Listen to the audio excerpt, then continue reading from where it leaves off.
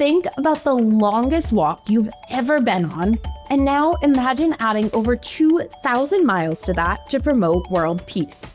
Would you do it? Also, we have some lit news about renewable energy and pandas. Coming to you on the Feel Good Fastlane, your quick ride to a world that doesn't suck. We're your hosts, Elliot Chaparelli and Joy Ashanti Watkis.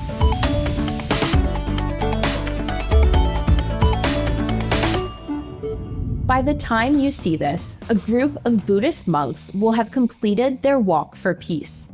They've trekked 2,300 miles to spread awareness of peace, loving kindness, and compassion across America and the world. The monks started their journey in Fort Worth, Texas in October and have been walking for over 100 days.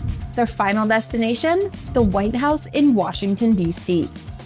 Walk for Peace has gained millions of followers across TikTok, Instagram, and Facebook, where updates on the monks' journey are shared. Supporters flock to the monks' route and their planned stops. Along their walk, the monks have been giving peace talks and passing out blessings and blessing cords. In return, people offer food, flowers, and even nightly lodgings. Local news stations in almost every town they pass through heralded their arrival. And social media, well, it's shown up in full force as well, keeping those of us who live outside of the monks' route updated. But I haven't even gotten to the best part yet. Walking along with the monks for more than 100 days is Aloka the Peace Dog. Aloka joined the group on a previous peace walk in India. He was a stray who doggedly followed the monks despite illness and injury. By the time they finished their walk, he was part of the pack.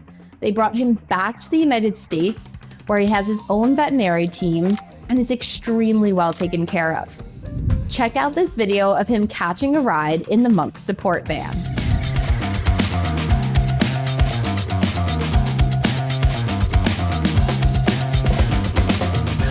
Aloka and his pack have trekked through snow and ice storms to deliver their message of peace. Sounds like these monks are in the Feel Good Fast Lane with us. Have you heard about or witnessed the Walk for Peace? Let us know in the comments. Over to Joy Ashanti with a story about a slightly different way to spread love and connection. A pharmaceutical company in Sweden is giving out more than just medicine. They're promoting intentional friend-making time. Through a new initiative called Friend Care Trials, employees are encouraged to take 15 minutes a day or 1 hour per month to do any activity that promotes friendship. They can phone a friend, talk to a stranger, or just hang out with coworkers and discuss anything that's not work. One additional bonus, if you participate, you get an extra $100 at the end of the year. I guess making new connections really can pay off. Now, having friends at work might seem common, but according to psychologist Daniel Ek, breaking the ice in Sweden is rare. Culturally, they value a lot of personal space and usually avoid disturbing others. Luckily, the pharmaceutical company thought of a way around this. They carefully curated a list of icebreaker questions to help guide conversations. These questions sprouted from an earlier initiative that trained employees to recognize signs of loneliness in their clients. The goal? Promote connection and ensure people feel seen. When they noticed a boost in customers' moods, they knew their employees deserved the same opportunity. So here's a challenge for you. Try bringing this idea into your workplace. Combat loneliness and break the ice with someone new who knows what unexpected connections are waiting for you. Back to Elliot with more great news that is going to light you up.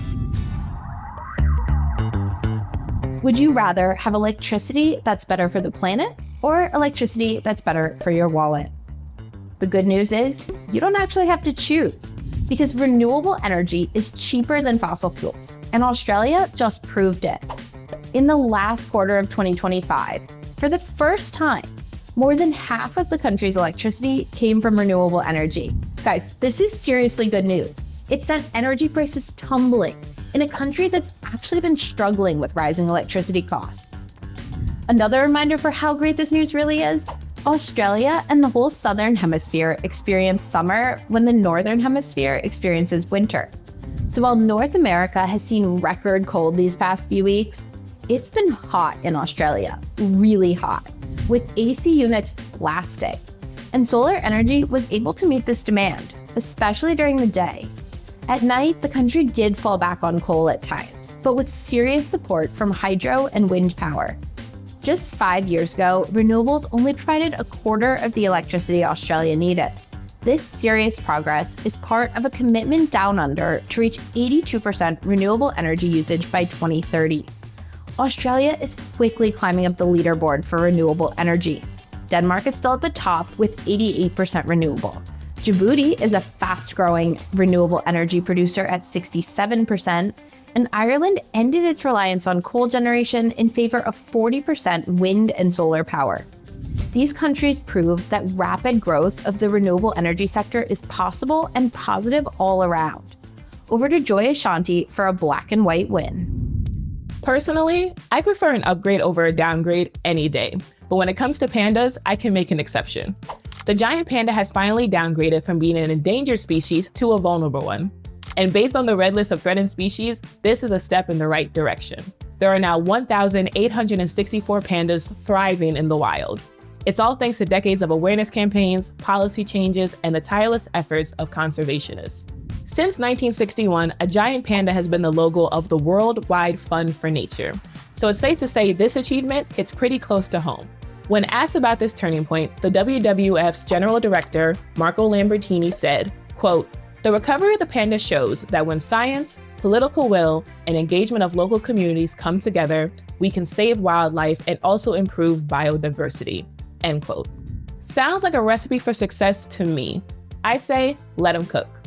Quick shout out to a few other animals that have improved their red list status: mountain gorillas, humpback whales, the Española Galapagos tortoise, and the bald eagle. There's your bite-sized brightness for the day. Short stories that will leave you feeling good and knowing good fast. Good news doesn't spread itself, so join us in the Feel Good Fastlane and like, follow, comment, and share.